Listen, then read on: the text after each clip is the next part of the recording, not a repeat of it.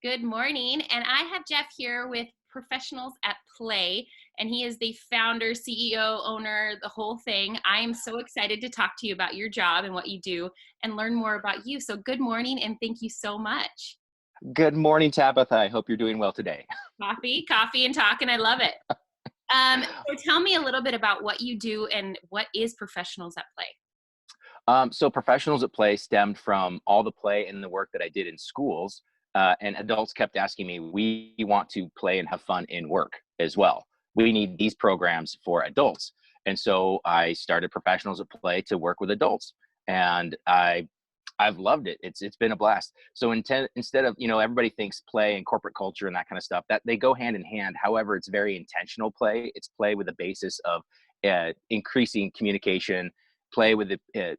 So it's very important. So it's also increasing the ability of people to trust each other, to know, like, and trust each other, and to work together as a team. And if you're ever working on something and you just can't, you get that mental block, writer's block or whatever it is, do something that's really fun, and don't think about the thing that you're working on. And all of a sudden the idea will come to you. And so play is a massive innovator for corporations. So we use play intentionally to build teams, to make sure everybody's communicating effectively, and to basically boost overall productivity and employee engagement. That's awesome. So, Yeah. like, I know you mentioned a little bit like people saw you talking to kids and things. How did this all start, this whole thing? Well, I started off in Coeur d'Alene Summer Theater doing professional theater, although I wasn't the person on the stage, because I found out very quickly that I was not a good actor. I was not good at being somebody else. I was very good at being myself. That's And awesome. so, yeah. And so I was building sets and running, like doing sound and lights and all the stuff backstage. But I could also sing. So they would put me in the chorus as an extra voice, and then I'd move stuff around on stage. And I met a ton of wonderful people. And one of those people got me involved in the speaking world. And I worked with him for many, many years. And it was awesome and wonderful. And then I started my own company because I needed to do more than just working with kids. So I still work with kids. And then I also work with adults as well. That's awesome. So, are you working on any projects right now during this whole stay at home? Shoot. I am not one of those technical people, as you already know. So I have the hardest time with technology. So everybody's like, you got to be online, you got to do all these things. Well, I've done over 1,000 events without any social media, without any fancy landing page, without any click funnels. And so strangely enough, I've actually been getting requests to come talk about being not necessarily authentic, but how do you get events, or how do you do things without having all of this stuff? And Yeah. for me, it's all about relationship. It's all about people. And that is my passion. I know and understand people. I don't always understand how a device works, but I know how people work. And people are, you know what? They want to be cared for. People want to be listened to. They want to be validated. And if we can provide a sense of not normalcy, but a sense of like that person really matters, Mhm. that goes so far in every single aspect of a relationship. And so that's my thing, is people. I love people. This has been hard because people, you're not allowed to, like, hug and kiss and that kind of stuff. And so I'm like, come here, give me okay, sorry, 6 feet away, 6 feet away, 6 feet away.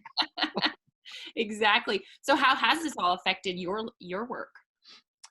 Well, I've been doing actually a lot more online stuff. So I've been doing a lot of events from my van. I'm doing an event this week, Thursday and Friday, with people from all over the country. I'm in a group, and we're getting together to do a mastermind. But I'll be doing a half-hour training session with how do you incorporate play with your teams.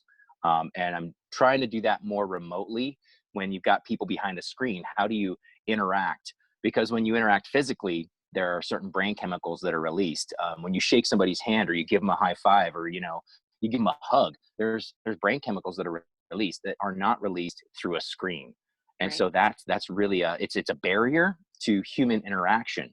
Even though we're using it so much to communicate and talk and do all those things, it still is a barrier to releasing the appropriate brain chemicals.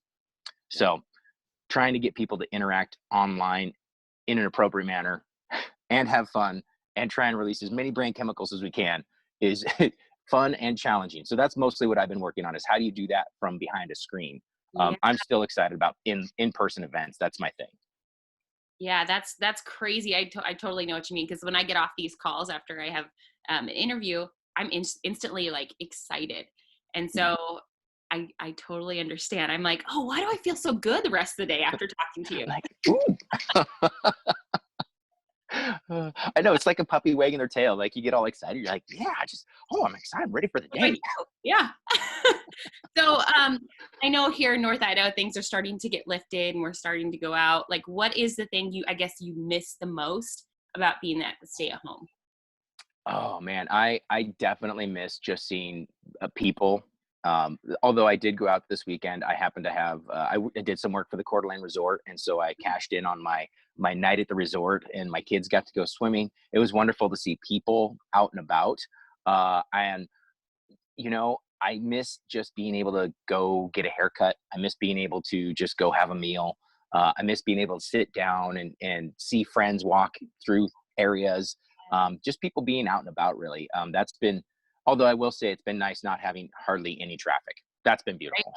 It's so nice. You're just like, wow, the road's mine. I know, I know. It's been, that's been really good. I have friends in LA who said all of a sudden they're like, "There's, did you guys know that there's mountains over there?" Yes. Right, yeah, yeah. I did know there were mountains over there because I've driven to those mountains. Yeah, when I'm in LA, I always go to the mountains. That's yeah, exactly. So Yeah. what is your favorite restaurant here in Coeur d'Alene? Oh, that's tough. Ooh, okay. We're big fans of Capone's because my boys, they like to eat differently, and so Capone's offers. I love their pizzas. Mm, That's probably one of my favorites. But we try and spread the love, so we go around any locally owned restaurant we will go to eat at, because we want to support our local restaurants. But yeah, that, oh golly, there's Capone's, the Porch. yeah. Yeah, we'll go down. I mean, I'm trying to think of them offhand now. I wasn't expecting that question. I know. Rogers, we love Rogers. Hudson's, obviously, when you can get in, because it's so crazy busy right now, which is awesome. Um, let's see here. Honey, we love Honey. Ooh, yeah. The Incrediburger truck, when it comes through, oh my gosh. Oh, their burgers, oh my goodness, are so amazing. I think they're actually building a permanent Incrediburger, or at least they have plans to. That's going to be bad for my waistline. So what's your favorite type of music or favorite band? Oh man, that is so tough. So my best friend had his birthday this week, and that was one of the subjects that came up, and we ended up going with like five, because trying to choose one was just too hard. I am an old school metal fan. I love Metallica, but I also grew up playing classical music. So Bach, Beethoven. If you've ever seen the two cellists, the two cellos that totally rock and roll and rock out, Oh, oh, you sure, got to look them up. Oh man, that's some of my favorite. It's classical with rock and roll. It's the reason I got kicked out of orchestra when I was in middle school. Yeah, I was about 30 years before my time. I was playing Metallica and I was playing rock and roll on a cello, and the teacher asked me, she said, "The cello is for Bach and Beethoven, not Metallica. You need to not show up next year for orchestra." like, oh man, I know. And I was like, "Yeah, cello's rad, bomb, bomb." that is awesome. I was such a holy terror. I can tell. I love it. So what is the most positive, like the best thing about your job, and then also like your least favorite thing about your job? Oh, hands down, it's the people is the best thing. Watching people laugh and engage, and be just in the moment and with another human being on the planet is hands down the best, the coolest thing about the job. The hardest part is when I'm in full season and it's travel time. The travel gets really old pretty quick. I love to be on planes. I don't like to be on 90 plus flights a year. That gets a little old. Yeah. Airport food. Oh, I know. And then yeah, that's just yeah, it's not healthy. Mm-mm. No, it's again bad for the waistline. I'm the weird guy that does exercise in the airport though. I'll sit there and stretch and do yoga, and occasionally I'll throw in some burpees. But that usually brings over, because of the way I look, that usually brings over the TSA for an extra, pat down and check. What is this guy doing? Yeah. Why is he exercising? That's not okay. You should just sit there and read a newspaper like everybody else. I love it. I do laps, so I get it. Oh yeah. Yep. Oh yeah. Laps. Yep. Roller bag in your laps. Yep. So what is one piece of advice you would give a younger you? Oh my gosh, a younger me. I would probably have to say that listen more and talk less. Mm, Yeah. Yeah. that's great. Listen to understand and not just to reply. Ooh, that's a good one. I have a little note of all you guys giving me these great ideas. Um, so how can the community support you right now?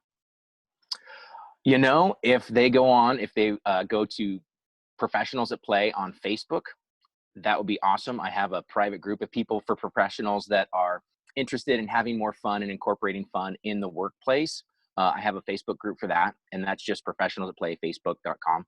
And then if you're in LinkedIn, the LinkedIn world, find me at Jeffrey McLachlan, or I think it's Geoff McLachlan. See, again, technology. I don't even know what all the nom de plumes are. I just learned how to send a link. I'm very excited about that. Moving up in the world. I like it. Hashtag quarantine skill. Hey, as long as you're learning something during quarantine, I think it's been successful. Right. That is true. That is true. Yep. So And yeah, Geoff McLachlan or any of those. perfect. So then reach out to him and then leave us with one piece of like positive advice through everything that's going on. It's hard right now. Give everybody listening something positive to leave with. Oh my goodness. Okay. There is nothing like the power of a conversation. People right now, I know that we're on screens, we're little zombies, we're at so many meetings and that kind of stuff.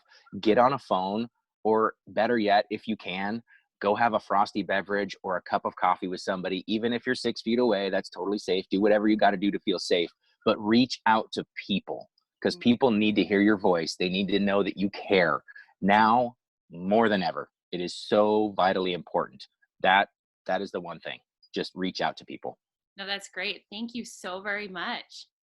Thank you. Thank you. I appreciate it. Thank you. Have a great day. You too.